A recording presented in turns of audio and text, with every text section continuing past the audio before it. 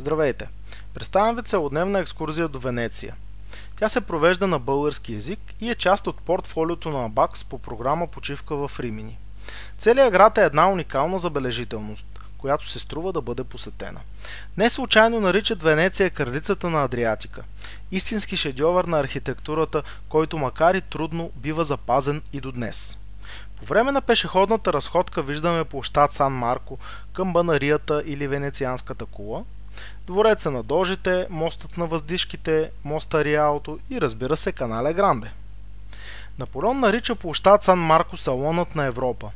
Тук гълъбите са повече от хората. Именно тук може да усетите аристократичната атмосфера на Венеция.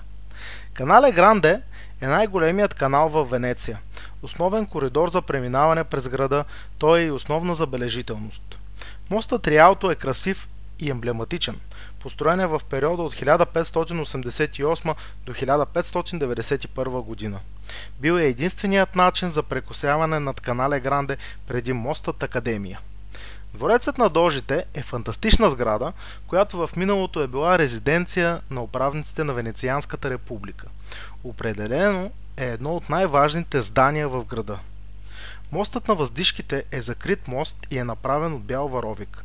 Свързва старите затвори с стаите за разпити в двореца на Дожите. Камбанарията на площад Сан Марко е издигната за пръв път през 9 век. Днешният й вид датира от 1912 година. Висока е почти 100 метра.